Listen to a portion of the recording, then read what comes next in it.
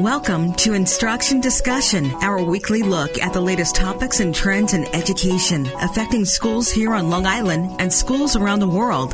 Whether you're a teacher, parent, or student, listen for tips and strategies to help you navigate the educational landscape. There's a bell. It's time to start today's Instruction Discussion on the voice of Nassau Community College, 90.3 WHPC. Hello, I'm Kevin Boston Hill, and welcome to Instruction Discussion, where each week we will examine a recent trend or development in education and its impact on Long Island. A recent article on economic equity describes a possible solution as bringing dual enrollment opportunities to every student. According to the article, too many students feel the vision of themselves continuing their education, whether it is at a university, community college, or in a certificate or industry-approved training program, is well beyond their reach. This article, written by our next guest, describes the Get Focused, Stay Focused program initiated at Bakersfield College in 2016 and has since grown into an institutionalized strategy for student success. In 2016, there were 4,216 students enrolled in some sort of special education program. This past year, over 34,000 students were enrolled in such programs. What is their secret? Well, to answer that question, we welcome back to the classroom Mindy Bingham, best-selling author of the Career Choices series, an awardee of the Certificate of Special Congressional Recognition for Innovative Approaches to Curricula by the United States Congress, and the Breaking Traditions Award from the Equity Council of the National Association for Career and Technical Education. Ms. Bingham, welcome back to Instruction Discussion on 90.3 WHPC. Kevin, thank you for having me. I'm really glad to be with you today and excited to talk about something that's near and dear to my heart. As am I, because, the last time that you were here, we spoke about K-12 students using artificial intelligence supports like ChatGPT in the classroom and the hazards with that and the dangers that all that had posed. Today, we're going to shift gears just a little bit and talk about this whole idea of dual enrollment. First, explain to some of our listeners what dual enrollment is and how it can be a benefit to them. Dual enrollment is a term used when students in high schools are enrolled in a college class and they receive college credit for that college class while they are in high school. And that means there has to be a partnership with the local college. And some of the colleges we've worked with are mostly community colleges, but we've also worked in this capacity with universities, state universities. And what the benefit of this is for the students is a number of different things. In the case of the Kern County that you mentioned earlier, this past year, 175 students graduated on the same day with their high school degree and their community college AA degree, meaning they have 2 years of tuition-free college. And you have to understand, Kern County in Santa Barbara California is one of the poorest counties in the state. So a lot of these students come from definitely first-generation students going to college, but also many of them come from families that are farm workers or working in the agricultural fields and things like that. They never thought they'd be college students. But the way that it worked in Kern, mentioning Bakersfield, it started with Bakersfield Community College in 2016, is at a number of their high schools, they enrolled every student in the 9th grade in a dual enrolled class. And in this case, it was a class for career and guidance planning. And since then, that class has spread throughout the whole district. I think there's 6 or 7 colleges within the district and many, many high schools. And that's how you see the numbers that you mentioned earlier. So the benefit to the students is this. One, they start getting college credit. 2, they see themselves as college students because it's like, oh, you mean I can do this work? And then 3, another very important point is that, as I said, they're saving money and not having to pay to go to college for those first 2 years. Yeah, I think that's a really important factor to highlight there, the cost savings, because you think of the typical undergraduate credit, and when we think of undergraduate credits and courses, we think of them in terms of three credits per course. We don't really think of them in terms of the cost per credit, which is what the university will actually, how they look at it. So you look at the credit hour or the semester hour individually, it costs about $350, almost $500 in some cases per credit, which means for that one class, you're looking at anywhere from $1,000 to almost $3,000 per class. So if you're able to come out of high school with an associate's degree with 2 years under your belt, so that's 30 credits or 10 classes, you're saving, I mean, what we're talking about, we're saving what, 30, 50, almost $50,000, $60,000. Yeah. So let's say we're looking at 2 years at 30 credits per year. That's 60 credits, I think. Okay. Yeah, right. My math was off a little bit. Yep. That's a chunk of change. I mean, yeah. I would turn around and ask my Alexa that question. How much is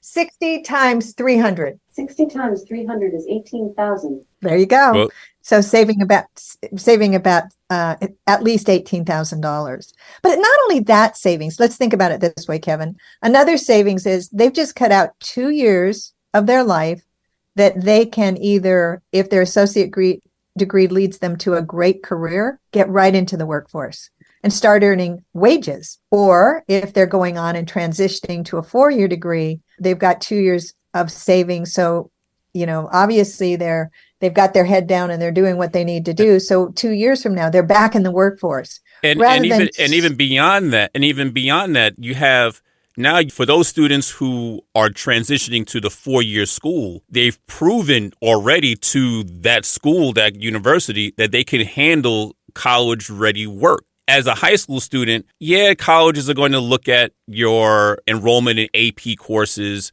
and they're going to look at your SAT scores, but that is only a guesstimate of how you're going to perform on college-level work.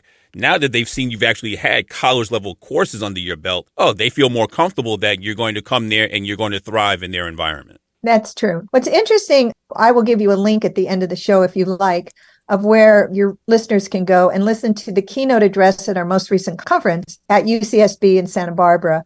And the keynote speaker was the director of this program for Kern County. And she gives I call it the yellow brick road on how to do it correctly, because here they are. Here's a school that's done it for 6 years. They've got the data behind them. One of the things she mentioned in her speech, she said, these are students who never thought they would go to college, much less had the opportunity to even think about universities and high prestige schools. She says they would have never applied, but they're applying now because they've proven that they can do it. And that's another good thing about encouraging your schools to have dual enrollment for your listeners right now. There are a lot of students now who are struggling just to get enough of those AP courses in their schools. And because the schools either don't offer them or they're just not available for them or whatever the reason is. What can students do if their school doesn't currently offer that dual enrollment opportunity? I work with high schools across the state. I work with high schools across the country, but just let's talk about California, because this is where, and I should mention that there's a brand new chancellor of the community colleges in California, Dr. Sonia Christian, and one of her goals is to have every student in the state of California in the 9th grade take a dual enrollment course to get them on that path to see themselves as students. Now, it's a lofty goal, but I think knowing the energy behind it, that might happen. But because this is a problem, it's even a problem in our state. There are some community colleges that are, embrace dual enrollment, and others, for whatever reason, do not. And so in our state, the colleges that are in, or the high schools that are in that drop zone, don't have that opportunity. And I call that a civil rights issue, quite candidly, because in the state of California, to get into our university system, the students today have to have a 4.2, 3, 4. And if they don't have the opportunity to have that ability to get those higher grades, it's very bad. It's very bad. And so I've been an advocate for this for a long time. And I think it's going to change now with the new leadership. They will figure out a way for students who are in high schools that don't offer this opportunity to get that opportunity. And I'm going to guess, let me just throw a guess out there. Yep. Okay. And let me throw out let's all sit around and make this happen. But there will be online courses available for students that are accredited with universities and everything else to be able to take advantage of this if their high schools don't offer it. But if their high schools don't offer it and their college don't offer it, remind them this is a civil rights issue. You know, it's funny that when you said about the virtual opportunity, I already thought about that. As if the school doesn't have a partnership with a college or a community college, then yeah, why not go the virtual route? Why not explore that and so forth? And I agree with you. I've been shouting this for the last, I guess, 10 years or so, that the next great civil rights movement deals with education, because there's so many inequities when you talk about education that's the area that we really have to focus on. Everybody says that the road to economic success and economic equity is through education, but they don't really, quote unquote, put their money where their mouth is. Right. And so we all have to come up with, I call them workarounds. And so, and so we have to be creative. But for your listeners out there, be thinking about the workarounds that can happen in your community.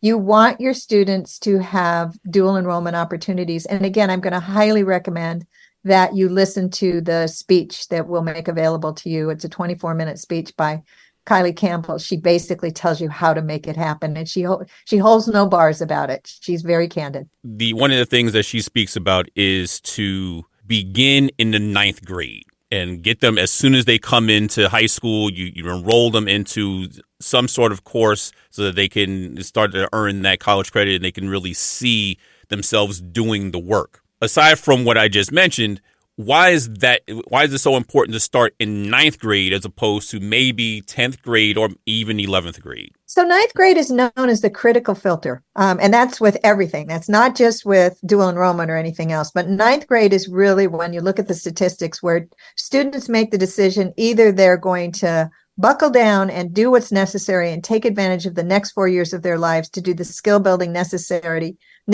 to move on. Because again, and when I say move on and I say college, I'm meaning post-secondary. I don't mean just traditional college. I mean going on to perhaps certification programs or into planned internships, things. It doesn't have to be your traditional 4-year college. Community college programs are great at getting students ready for for economic equity and being able to support a family.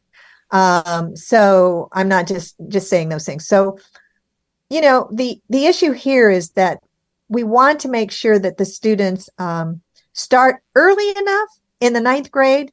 Now, and I will say, I worked with Santa Barbara City College, and we started a 9th grade dual enrollment program in 2009. And so the reason I am such a advocate of what I heard from that speech I heard was she took all the issues we've had over the years, and Kern County figured out how to do it right.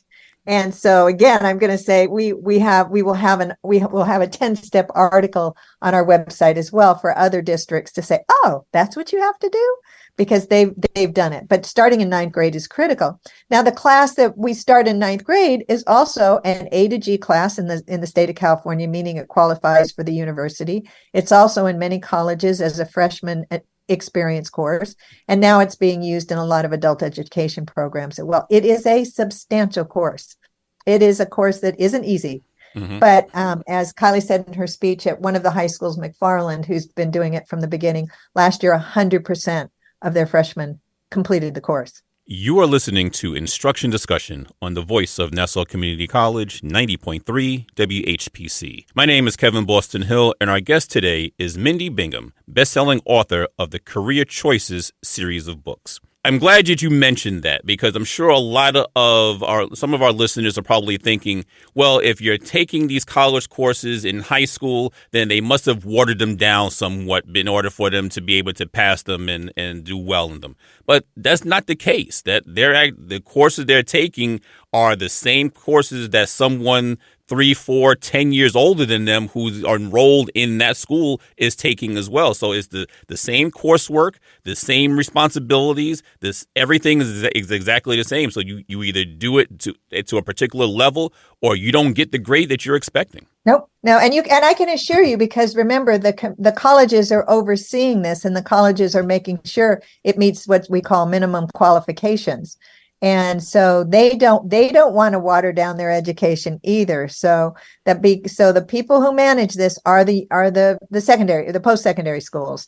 It's not the high schools that manage it. The high schools, some students actually go to the college campus to take the course, but more and more today, especially in California, the college courses are being either brought to the high school campus, or they are making sure that the teachers who are teaching it have the minimum qualifications to be able to teach it, which is at a minimum is a master's degree. So we kind of talked around the plan that's being enacted there in California. And so can you go into a little bit more detail and describe what that plan actually is that's been enacted by the community college chancellor, and why it should be considered a model for other educational entities to follow? Well, when it comes to the ninth grade solution, it's that every student takes a ninth grade dual enrollment course. The way it works in Kern is all ninth grade students are enrolled into the course in what they call an opt-out rather than an opt-in. Now, I know that we in Santa Barbara had the opt-in model, which meant a lot of work in our community, we have a lot of first-generation families who didn't know how to go through that process. And so they figured out that let's get the students into the course and then let them opt out if they can't handle it, because they don't want that grade on their transcript. Remember, these transcripts go with them into college. And that was one of the strategies they used that was really productive. One of the other, I thought, very interesting strategies was this. She says, don't call it dual enrollment or articulation or AP or all these other names that we, as she says, as adult relate to, as educator relate to. Call it early college, because that's what it is. Going to college early. And so I sat up with that one when she said that. I said, yes. And so when explaining to families, and in her case in Kern, many families who really had no sense that their child would be able to do this, but were thrilled. Let's call it early college. Let's not call it dual enrollment. We can call it dual enrollment because we as educators all know that term, but for our families, let's call it early college. Let's see, I'm trying to think. There's 10 different points that she made.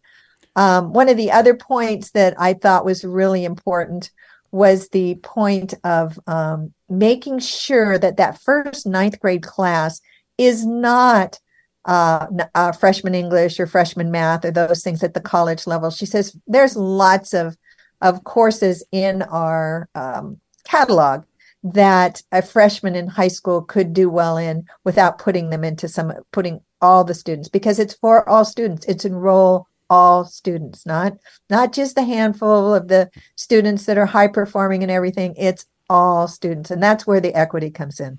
And I think that's the important piece to really take away from this, that we want all of our students to get in there. It's not just, like you said, it's not just for the students on a particular track. It's not just for the students who we know who are taking a slew of AP courses and so forth. We need to get everybody into it. And by doing it by an opt-out, I think psychologically, I know you mentioned about the difficulty that some parents had when we had the opt-in of figuring out on how to actually register and all of that. But by opting out, psychologically, you're already telling the students you are good enough for this. And then you let them know later on, if you really think that you can't handle it, then you can, after all of the other supports that we have for you, if you really think you can't handle it, then you can opt out. But now you put the onus on them.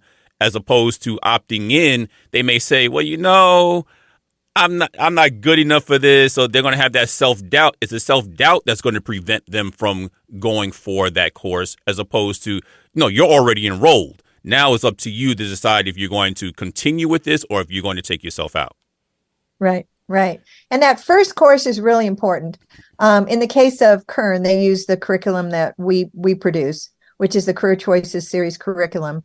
But no matter what curriculum you use, do make sure it's a career and life planning curriculum. And the curriculum we use, they do a 10-year plan.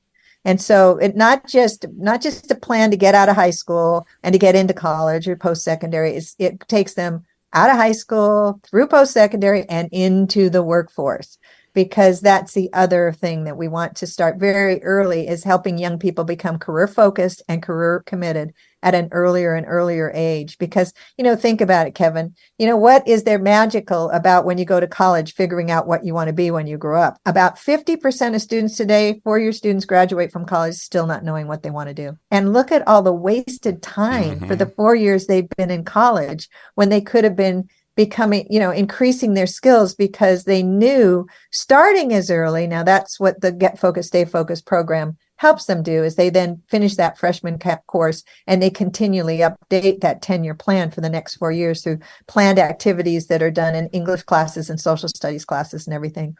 But by the time they graduate from high school, they have a pretty clear track of what they want to do. And so when they enter post-secondary, they're more than double likely to graduate. And we've been doing this for a lot of years, and we've got a lot of studies to show that.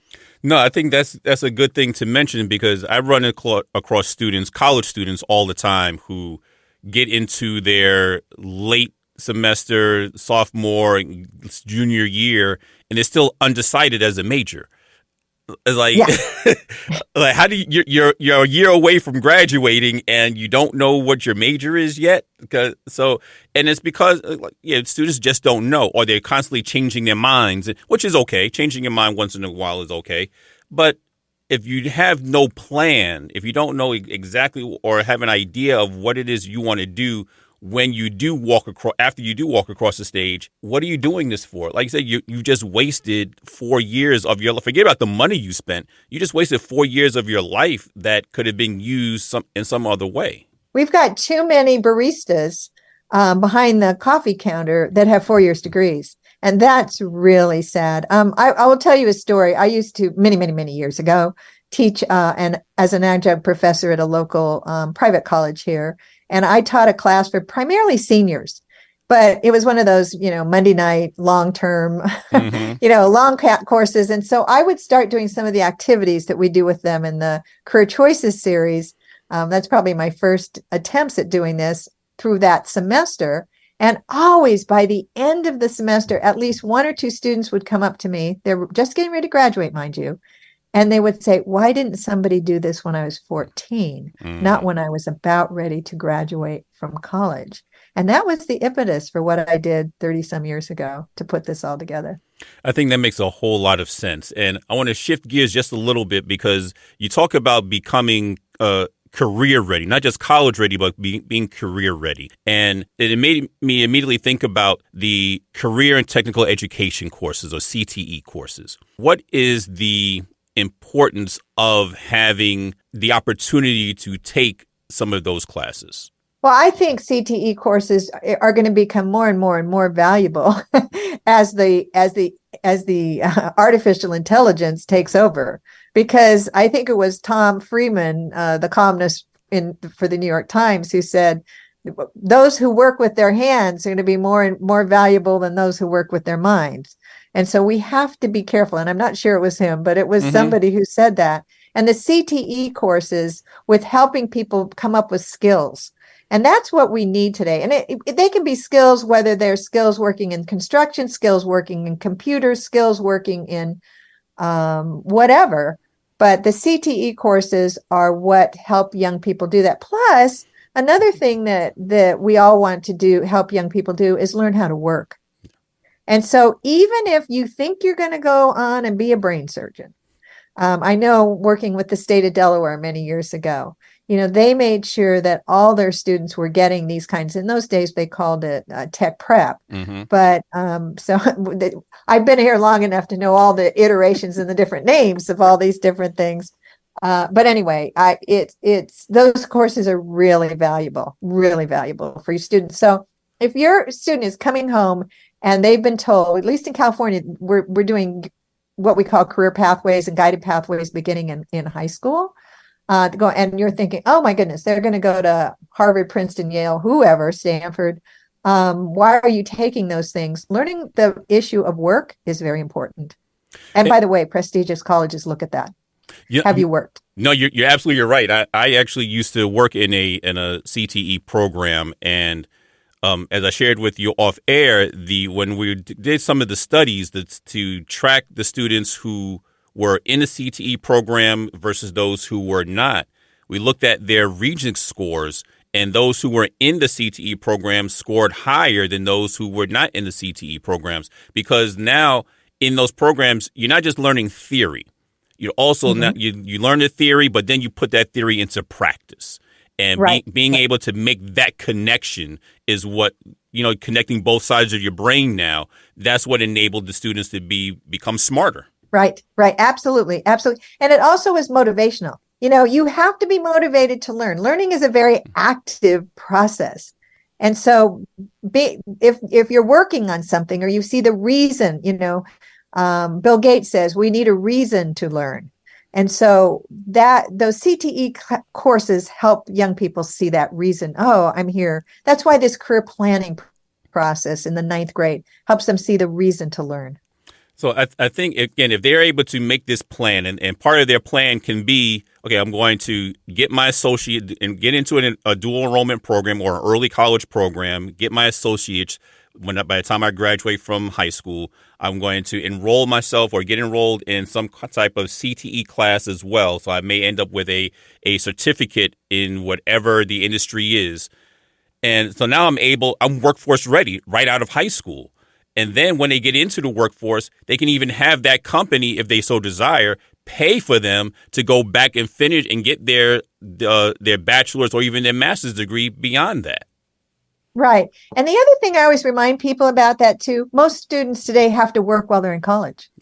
So it's not an either or for a lot of students. You're working while you're going through college. Why not work in an industry with some skills that they will pay you higher than minimum wage? So those CTE classes are going to help them once they go to college get a better job that helps put them through college. Wow, we could have this conversation really all day, but if you can leave our audience with just one final thought about the importance of providing these educational opportunities beyond the typical high school curriculum, what would that thought be?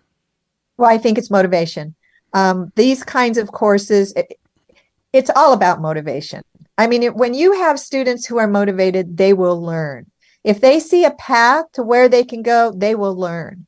And so it's all about that. And these dual enrollment courses provide the motivation and the confidence that they can go beyond high school. And it also provides them the vision of what they can do. And really quickly before we go, give everybody where they can find that speech one more time.